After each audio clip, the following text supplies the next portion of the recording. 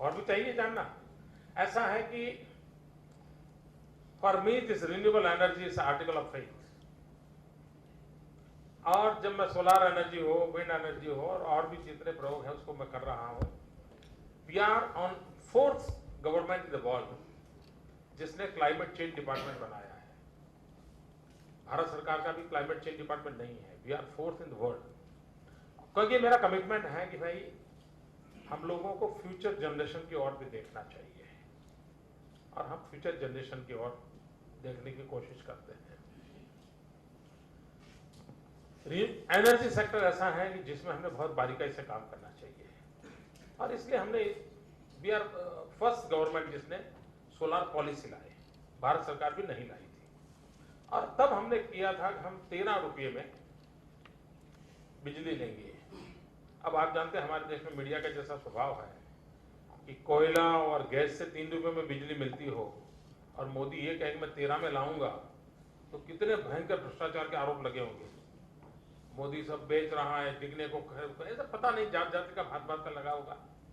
लेकिन मुझे लगता था कि अगर मुझे ईमानदारी और सच्चाई से काम करना है तो ये झेलना पड़ेगा।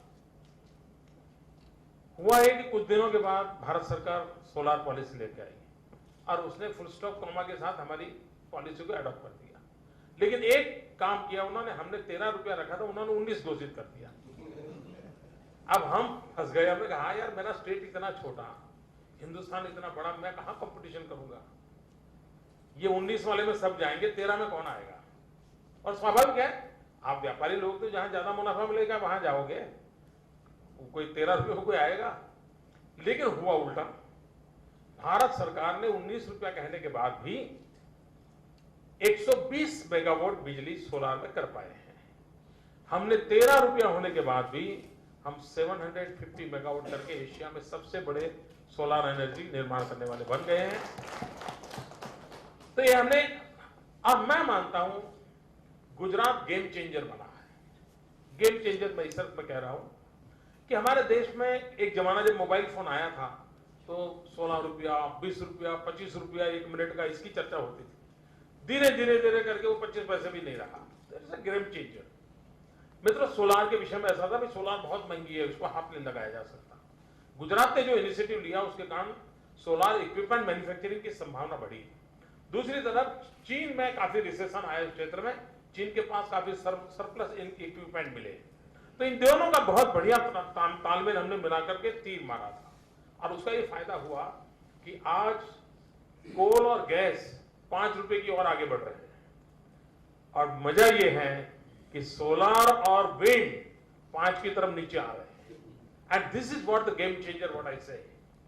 और ये होने वाला है कि अभी मुझे जितने भी चीफ मिनिस्टर्स मिलते हैं या उनके ऑफिसर हमारे यहाँ आते हैं, वो इसी विषय को लेकर आते हैं। जब हमारे, क्योंकि solar radiation by and large एक थोड़ा नॉर्थ ईस्ट का इलाका छोड़ दें या थोड़ा हिमालयन रेंज छोड़ दें तो सोलर रेडिएशन पूरे हिंदुस्तान में इक्वली ब्राइट है और उसका फायदा उठाना चाहिए। एक हमने नया इनिशिएटिव लिया है जो आप लोगों ने स्टडी करना चाहिए।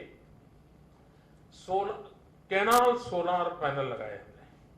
गुजरात एक राज्य है जिसके पास नर्मदा का लॉन्गेस्ट कैनाल नेटवर्क है, दुनिया का लॉन्गेस्ट कैनाल नेटवर्क है। और we are first in the world जिसने कैनाल पर सोलर पैनल डालने का तय किया है। और 1 मेगावाट सोलर कैनाल पर 1 किलोमीटर कैनाल पर 1 मेगावाट सोलर एनर्जी होती है। हमने ऑलरेडी लगा दिया है। जमीन की जरूरत नहीं पड़ती क्योंकि कैनाल के ऊपर लगाते हैं, तो हमने जमीन बचा ली।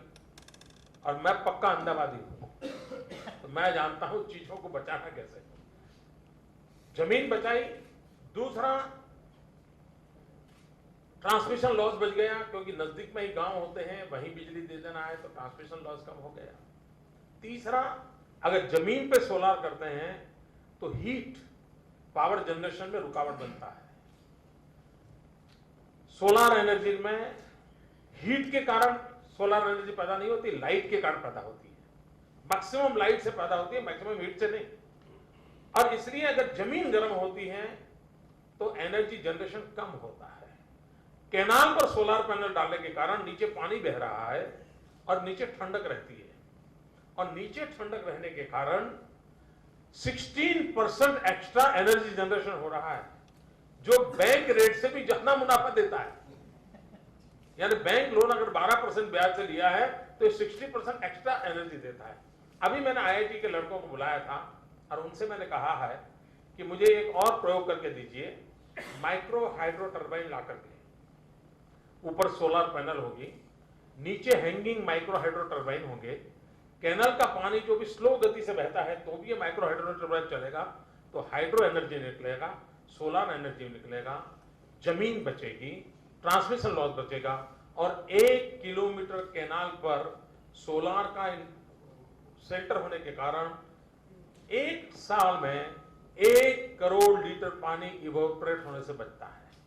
इतने सारे फायदे मैं ले रहा हूं और आने वाले दिनों में हम इस कैनाल नेटवर्क को बढ़ावा देने वाले हैं। तो सोलार एक बहुत बड़ा मिरेकल है।